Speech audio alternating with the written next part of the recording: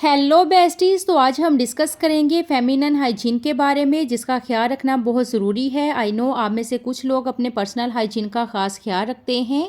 तो जो लोग अपने हाइजीन का ख्याल रखते हैं वेल एंड गुड, बट जो लोग अपने हाइजीन को इग्नोर करते हैं उनके लिए ये रिमाइंडर है कि अभी से ही अपने हाइजीन का ख़ास ख्याल रखना शुरू कर दें ताकि आप लोग कंफर्टेबल और कॉन्फिडेंट नज़र आएँ। तो सबसे पहले हम डिस्कस करेंगे clean your hair brushes.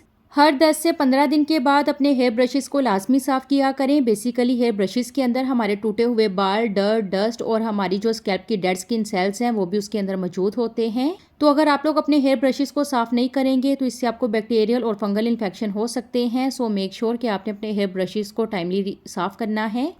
Then अगर पर्सनल हाइजीन की बात की जाए तो सबसे पहले आपने अपने वजाइनल एरिया के आउटर पार्ट को सिर्फ और सिर्फ नॉर्मल पानी से साफ़ करना है। इसके लिए आपको किसी भी फैंसी वॉशेस या क्रीम बाय करने की ज़रूरत नहीं है, क्योंकि ये एक सेल्फ क्लीनिंग मेथड है। तो कोशिश करें कि आप लोग खुशबू वाले साबुन और केमिकल से परहेज़ करें। सिर्फ और सिर्फ सादा पानी का इस्तेमाल करते हुए आपने अपने वजाइनल एरिया को साफ़ करना है।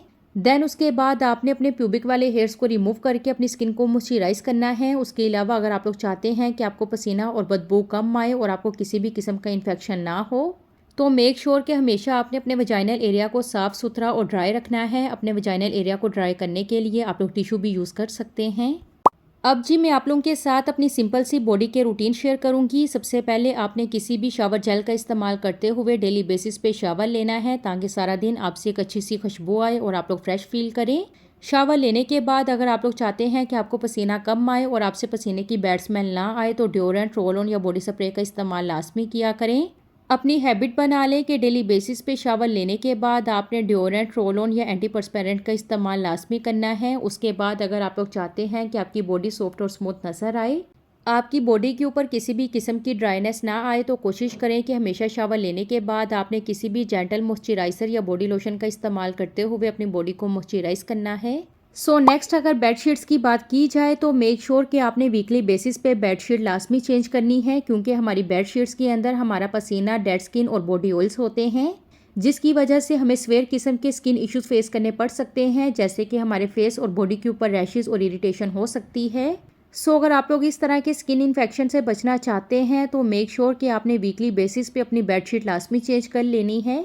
नेक्स्ट अगर आप लोग टूथ डिके और गम डिजीज़ से बचना चाहते हैं तो आपने अपने ओरल हाइजीन का प्रॉपर ख्याल रखना है। मैक्सिमम दिन में 2 दफ़ा आपने अपने दांतों को ब्रश करना है। चाय या कॉफ़ी पीने के बाद मस्ट है कि आप लोग अपने दांतों को साफ़ करें।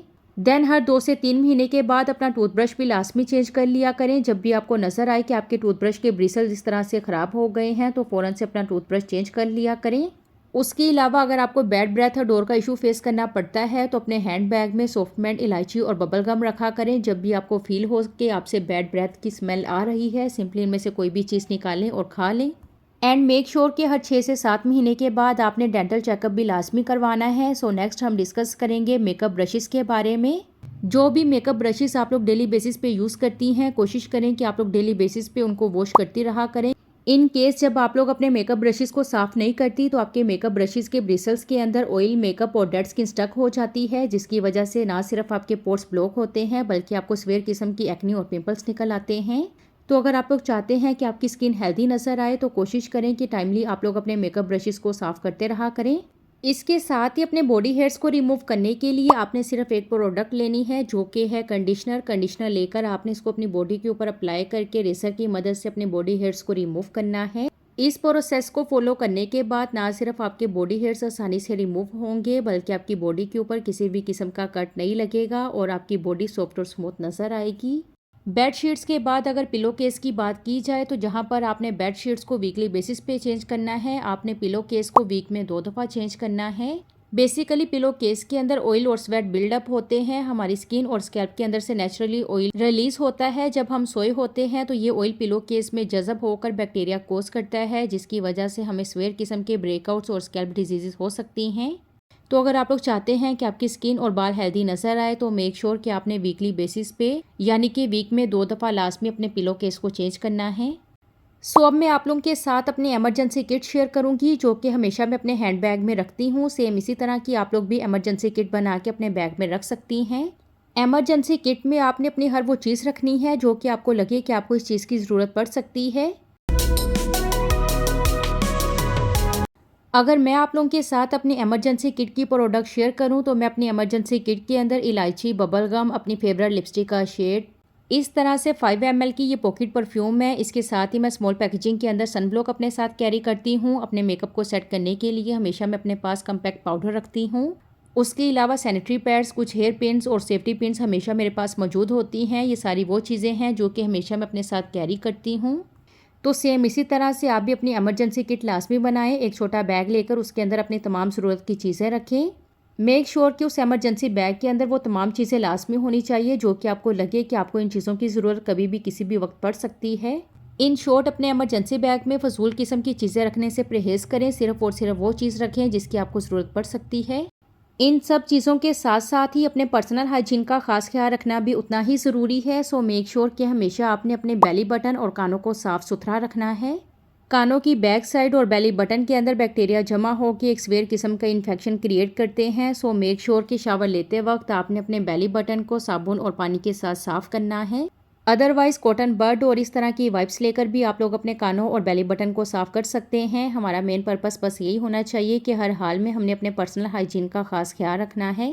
सो जी, अब मैं आप लोगों के साथ कुछ एक्स्ट्रा टिप शेयर करूंगी। फर्स्ट टिप ये है कि हाइड्रेट योर सेल्फ, अपने आप को हाइड्रेट रखें, वाटर इनटेक ज़्यादा लें।